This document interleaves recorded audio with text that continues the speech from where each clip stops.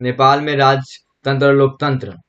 नेपाल में लंबे समय तक राजा और लोकतंत्र समर्थकों में जद्दोजहद चलती रही और वहाँ राजनीति में माओवादी भी बहुत प्रभावी हो गए।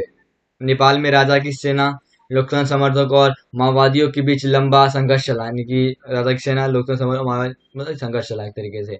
मजबूत लोकतंत्र समर्थक आंदोलन के दबाव में राजा ने 1990 में नए लोकतांत्रिक संविधान की मांग मान ली।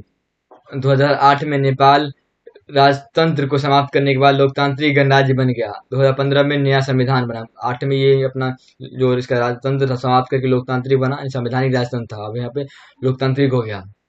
2015 में नया संविधान बना। श्रीलंका में जातीय संघर्ष और लोकतंत्र। श्रीलंका को 1948 में ब्रिटिश शासन से स्वतंत्रता प्राप्त हुई, भी ब्रिटिश शासन के गुलाम थे।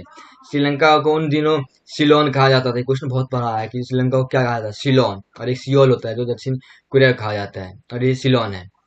श्रीलंका की राजनीति पर बहुसंख्यक सिली समुदाय का दबदबा था। सिली समुदाय भारत छोड़कर श्रीलंका आ बसी एक बड़ी तमिल आबादी थी।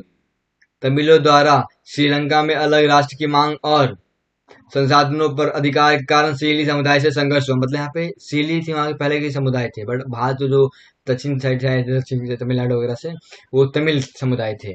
1983 1983 के बाद उग्र तमिल संगठन liberation tigers of Tamil LTTE LTTE liberation tigers of Tamil ने श्रीलंकाई सेना के साथ सशस्त्र संघर्ष किया। 1987 में भारतीय सरकार श्रीलंका के तमिल मसले में प्रत्यक्ष रूप से शामिल हुई। 1987 में भारतीय शांति सेना को शांति स्थापित करने की आशा में श्रीलंका भेजा गया भारतीय सेना को। 1989 में भारत ने अपनी शांति सेना बिना लक्ष्य प्राप्त किए वापस बुला ली। नॉर्वे और आइसलैंड जैसे स्कैंडिनेवियन देशों ने अंतर्राष्ट्रीय मध्यस्थ की भूमिका निभाई। अंततः सशस्त्र संघर्ष समाप्त हुआ क्योंकि 2009 में लिट्टे को खत्म कर दिया गया। लिट्टे मतलब लिबरेशन टाइगर्स ऑफ तमिल इलम खत्म कर दिया गया। जनसंख्या की वृद्धि दर पर सफलतापूर्वक नियंत्रण करने वाले विकसित विकासशील देशों में श्रीलंका प्रथम है। दक्षिण एशिया के देशों में सबसे पहले अर्थव्यवस्था का उदारीकरण किया। जो दक्षिण एशिया के 7 देशों में सबसे पहले अर्थव्यवस्था का उदारीकरण किया। मालदीव में सल्तनत लोकतंत्र। मालदीव 1968 तक सल्तनत हुआ करता था, 1968 तक, और 1968 में यह एक लोकतंत्र गणतंत्र बना और शासन की अध्यक्षतात्मक प्रणाली अपनाई गई, वही की राष्ट्रपति का शासन। 2005 के जून में मालदीव की संसद ने बहुदलीय प्रणाली को अपनाने के पक्ष में एक मत से मतदान किया। Maldivian democratic party MDP Maldivian democratic party का देश के राजनीतिक मामलों में प्रभुत्व है।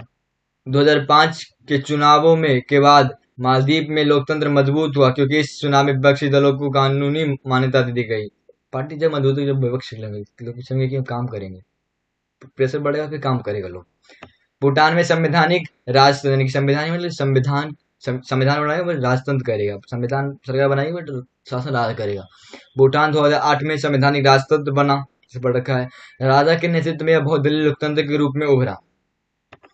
भारत के पड़ोसी देशों के संबंध, यानी भारत का और भी जो देशों से संबंध कैसे रहे। भारत और पाकिस्तान के मध्य विवाद के प्रमुख मुद्दे इसके रहते हैं ज्यादातर। सर्किल रेखा, सियाचिन ग्लेशियर और कश्मीर दोनों के देशों के मध्य विवाद रहता है। दोनों देशों की सरकार एक दूसरे को संदेह की दृष्टि देखते हैं, कभी वो अटैक कर दे, कभी वो अटैक कर दे, बस ऐसे मैटर रहता है। और युद्ध भी ऐसी होती है, मेंटलिटी बन चुकी है वहाँ की, और यहाँ की भी ऐसी है कि समझते पाकिस्तान के लोग ऐसे हैं और भारत के लोग ऐसे हैं। एक तरीके से माइंड में डाला हुआ है चीजें कम पहले से ही। पाकिस्तान की खुफिया एजेंसी ISI पर बांग्लादेश और नेपाल के गुप्त ठिकाने से पूर्वोत्तर भारत में भारत विरोधी गतिविधियों में लिप्त होने का आरोप भी है। भारत पर आतंकवादी हमले के लिए पाकिस्तान आतंकवादियों को सुरक्षा प्रदान करता है। इसके जवाब में पाकिस्तान की सरकार भारतीय सरकार और उसकी खुफिया एजेंसी पर सिंध और बलूचिस्तान में समस्या भड़काने का आरोप लगाती है। भारत और पाकिस्तान सहयोग के क्षेत्र, विवाद के सहयोग के 1960 में विश्व बैंक की सहायता से भारत पाकिस्तान ने सिंधु जल संधि पर जो हस्ताक्षर हुए थे वो भी हुआ था। अभी बीच में पहलगाम अटैक के बाद उस चीज को लेकर ये जो संधि हुआ था इसको रोक दिया गया। मतलब तरीके से हुआ था कि पाकिस्तान सिंधु मतलब भारत पाकिस्तान को जल देगा एक तरीके से। तो वो भी जो पहलगाम अटैक हुआ है, 28-26 लोग मारे गए, उस चीज को लेकर भारत ने 5-5 चीजें कंट्री, उसमें से एक ये भी था कि इस ट्रीटी को बंद करना, पानी देगा बट उतना नहीं देगा जितना दे देता। करतारपुर गलियारे से दोनों देशों के संबंधों में सुधार की उम्मीद है। भारत नेपाल मधुर संबंध। भारत और नेपाल के बीच द्विपक्षीय संधि है जो दोनों देशों के बीच नागरिक और वस्तुओं की मुफ्त आवाजाही की अनुमति देता है। मतलब यहाँ पे पासपोर्ट अलाउड नहीं है, पासपोर्ट वीजा के बिना आप जा सकते हैं, ऐसा है। मुक्त व्यापार भी होता है यहाँ पे। इस संधि के तहत दोनों देशों के नागरिक एक दूसरे के देश से बिना पासपोर्ट वीजा के आ जा सकते हैं, काम भी कर सकते हैं। लोग अभी करते भी हैं अभी। भारत नेपाल को आपदा प्रबंधन के साथ साथ तकनीक और मानवीय सहायता भी प्रदान करता है। दोनों देश मतलब तरीके से संबंध अच्छे रहे हैं। भी नेपाल और भारत के विवाद के बिंदु यानी क्षेत्र अच्छा था और रिलेशन थोड़ा मटमुटाव का। नेपाल की चीन के साथ दोस्ती को लेकर भारत सरकार ने अप्रसन्नता जताई और नेपाल सरकार भारत विरोधी तत्वों के खिलाफ कदम उठाया। भारत और चीन के सॉरी नेपाल और चीन में दोस्ती को लेकर भारत के खिलाफ है तरीके से। चारों ओर जमीन से घिरी नेपाल को लगता है कि उसको भारत अपने भूक्षेत्र से होकर समुद्र तक जाने से रोकता है। नेपाल के लोगों का मानना है कि भारत सरकार नेपाल के अंदरूनी मामलों में दखल दे रही है। नेपाल को ऐसा लगता है कि इंटरफेरेंस कर रही है इंटरनल मामले में। उनका कहना है कि भारत नेपाल की नदी जल और पन्न बिजली पर आंख गड़ाए हुए है। भारत बांग्लादेश संबंध। सहयोग के क्षेत्र, आपदा प्रबंधन, विकास, आर्थिक सहयोग से संबंधित मामलों में दोनों एक दूसरे के निकट है। बांग्लादेश भारत की लुक ईस्ट और 2014 से एक्ट ईस्ट, मतलब पहले था जो नरसिम्हा राव के टाइम पे था लुक ईस्ट यानी कि पूरब की ओर देखो। फिर वही पीएम नरेंद्र मोदी के सामने एक्ट मतलब कि देखने से कुछ नहीं होगा, एक्ट करो यानी कि उसको लागू करो। पर्यावरण के मसले पर भी सहयोगात्मक रवैया है।